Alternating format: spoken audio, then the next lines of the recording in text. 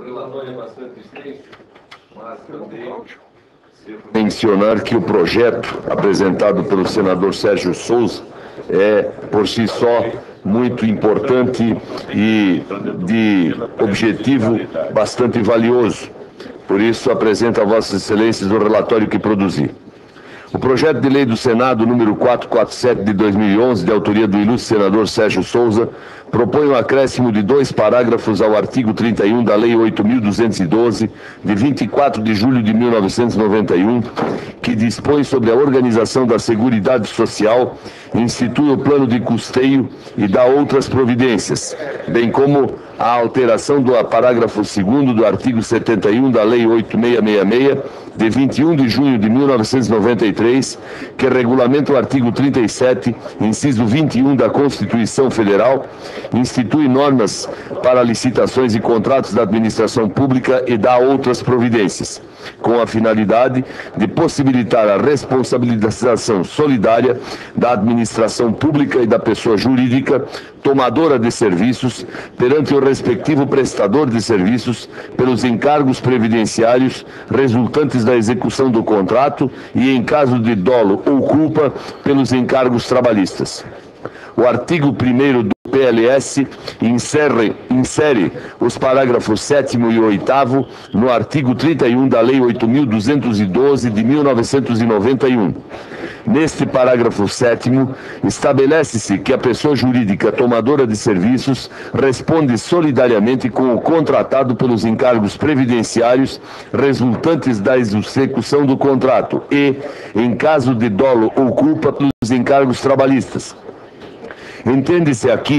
Estende-se aqui ao setor privado o tratamento jurídico dado ao setor público no artigo 71, parágrafo 2º da Lei 8666 de 1993, com a nova redação proposta analisada adiante. No parágrafo 8º, determina-se que a pessoa jurídica tomadora de serviços públicos pode condicionar o pagamento pelos serviços prestados à comprovação, por parte do prestador contratado, de que recolheu os correspondentes encargos previdenciários e trabalhistas. Já no artigo 2º da proposição, trata-se de alterar a redação do artigo 31, parágrafo 2º da Lei 8666 de 1993, para acrescentar que, além de responder solidariamente com o contratado pelos encargos previdenciários resultantes da execução do contrato, nos termos do artigo 31 da Lei 8.212 de 1991, a administração pública também responderá solidariamente com o contratado pelos encargos trabalhistas em caso de dolo ou culpa. O artigo 3º do PLS é sua cláusula de vigência, a contar da data da publicação. A proposição não recebeu emendas e, depois do parecer quanto ao mérito a ser proferido nesta Comissão de Assuntos Sociais, deverá seguir a Comissão de Constituição, Justiça e Cidadania para decisão terminativa. 2. Análise. De acordo com o artigo 100, inciso 1 do Regimento Interno do Senado Federal, compete à CAS opinar sobre proposições que digam respeito a relações de trabalho, organização do Sistema Nacional de Emprego e condição para o exercício de profissões, seguridade social, previdência social, população indígena e assistência social. A proposta, em nosso sentir, possui intenção louvável, pois, como bem expôs seu autor na justificação do projeto, muitos trabalhadores de empresas terceirizadas são vitimados por seus empregadores que, por meio de atraso ou inadimplemento dos salários, 13º salário, adicional de férias, entre outras irregularidades, violam seus direitos trabalhistas e previdenciários. Sendo essa a situação fática que se apresenta, parece-nos natural que se busquem soluções tendentes a resolver ou, pelo menos, minimizar tais problemas.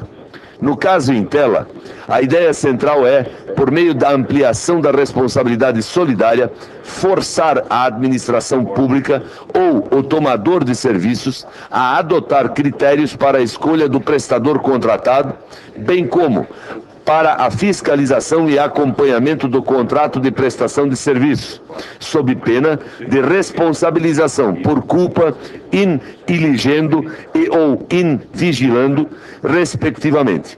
Desta forma, as dívidas decorrentes de irregularidades previdenciárias e trabalhistas, entre parênteses, estas só no caso de dolo ou culpa, fecha parênteses, cometidas pelo prestador contra os seus funcionários, poderiam ser cobradas diretamente da administração ou do tomador, sem que fosse necessário, como no regime de responsabilidade subsidiária, o esgotamento das tentativas de cobrança junto ao prestador contratado.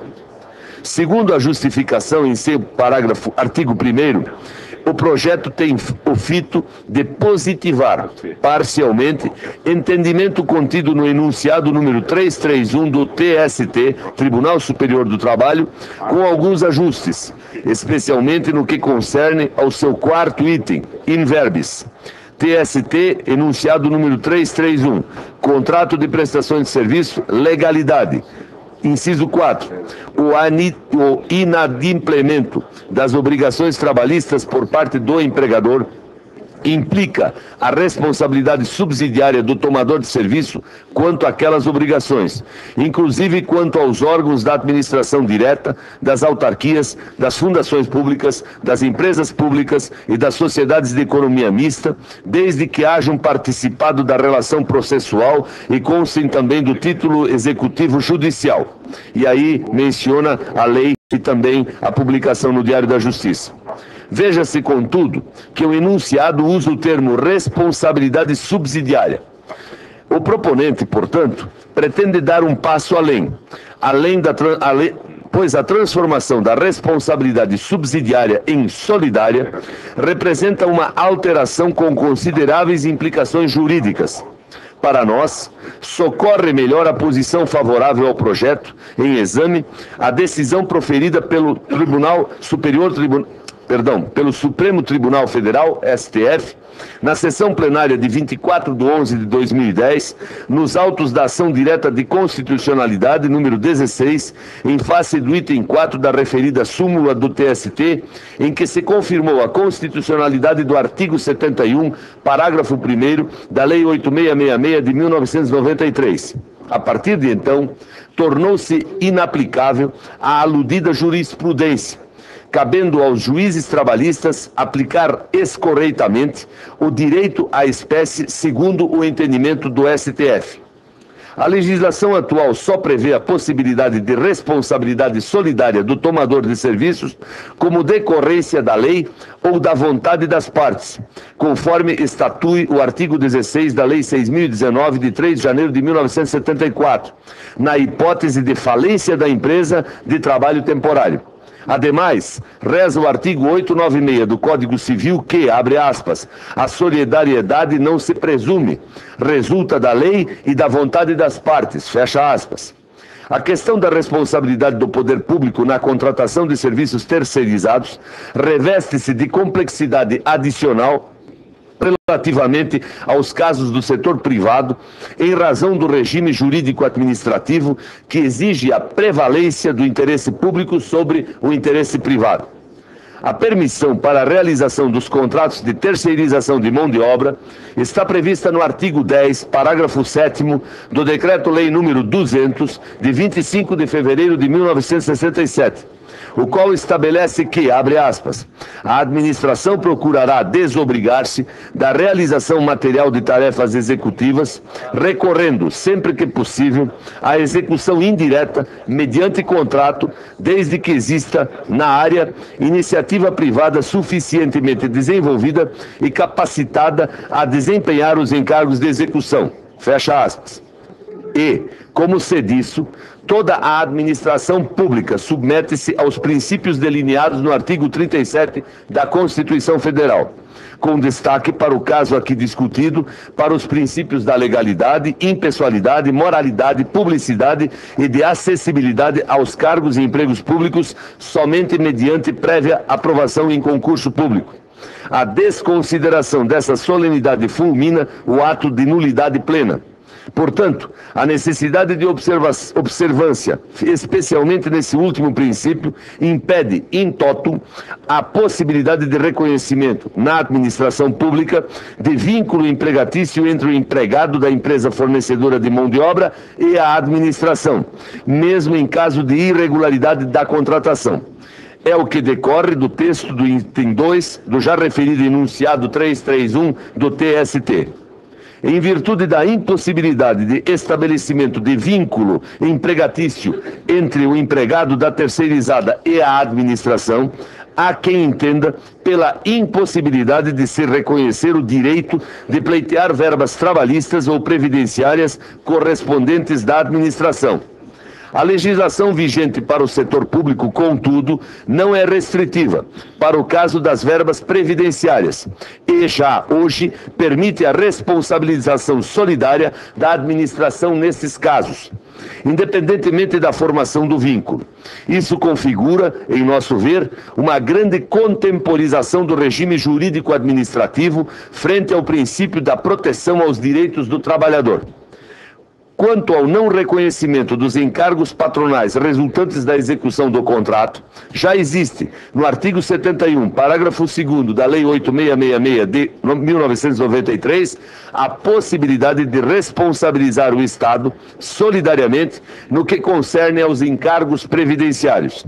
O que o projeto propõe é a extensão da responsabilidade solidária da administração aos encargos trabalhistas, mas somente em caso de dolo ou culpa, excetuando-se, portanto, a previsão geral do artigo 71, caput e parágrafo 1º da mesma lei. Em conclusão, quanto ao mérito, não vemos óbices à aprovação do PLS número 447 de 2011 do eminente senador Sérgio Souza, bem como, com exceção da redação proposta no parágrafo 8º do artigo 31 da Lei 8.212 de 1991. Em nosso entendimento, salvo o melhor juízo, e pelas razões já expostas, deveria ser obrigatório e não facultativo o condicionamento do pagamento pelos serviços prestados à comprovação, por parte do prestador contratado, de que recolheu os correspondentes encargos previdenciários e trabalhistas. Ora, uma vez que ao tomador está sendo imposto o ônus da responsabilidade solidária, ele deve ter amparo legal robusto para exigir do prestador de serviço a comprovação do recolhimento dos correspondentes encargos. Além disso, a obrigatoriedade acima descrita teria o condão de evitar, entre parênteses, ou ao menos mitigar, fecha parênteses, situações de conluio entre o tomador e o prestador em prejuízo do trabalhador. O voto. Ante o exposto, opinamos no mérito pela aprovação do PLS número 447 de 2011 com a seguinte emenda. Emenda. No artigo 1º do projeto de lei do Senado número 447 de 2011, desse ao artigo 31, parágrafo 8º da Lei 8.212 de 24 de julho de 91, a seguinte redação. Artigo 1º, artigo 31, parágrafo 8º. A pessoa jurídica tomadora de serviços deve condicionar o pagamento pelos serviços prestados. Obrigado, senhor presidente. Estava difícil já. O volume das conversas paralelas está alto. Aí o orador começa a elevar, sem intenção, o volume da sua própria voz. Obrigado, presidente. Vou repetir, parágrafo 8º. A pessoa jurídica tomadora de serviços deve condicionar o pagamento pelos serviços prestados à comprovação, por parte do prestador contratado, de que recolheu os correspondentes encargos previdenciários e trabalhistas. Senhor presidente, o relatório foi extenso porque o senador Sérgio Souza apresentou aqui um projeto que é de grande importância, é preciso mencionar. O administrador público licita e contrata uma prestadora de serviço. Essa prestadora de serviço contrata empregados e recebe do serviço público o pagamento conforme a decisão da licitação e do contrato de prestação de serviço. Aí este empregador destes empregados não recolhe as obrigações trabalhistas que dão direito a esse trabalhador de INSS, de fundo de garantia. No mês seguinte, o governo paga a prestação seguinte para a empresa prestadora de serviço sem saber se a prestadora de serviço, no mês passado, recolheu os encargos trabalhistas. O projeto de lei do senador Sérgio Souza permite, para não dizer obriga, a empresa prestadora de serviço a apresentar ao órgão público a guia de pagamento das obrigações trabalhistas devidamente quitada para poder receber a parcela do mês correspondente pelo contrato firmado. Isso é dar ao trabalhador uma garantia de que os seus direitos estão assegurados e pelas decisões já anunciadas aqui no meu relatório do Tribunal Superior do Trabalho e também do Superior Tribunal Federal, nós vemos que, em muitos casos já ocorridos no passado, administradores públicos foram responsabilizados solidariamente por a empresa prestadora de serviço não ter recolhido os encargos. E nós temos que dar garantias ao administrador público, dar deveres à empresa, mas mais do que isso, assegurar os direitos dos trabalhadores. Por isso, meu voto é favorável, com aplauso ao senador Sérgio Souza e com a certeza de que esta comissão e também a Comissão de Constituição e Justiça, considerando a relevância desse projeto, vão aprová-lo. Muito obrigado.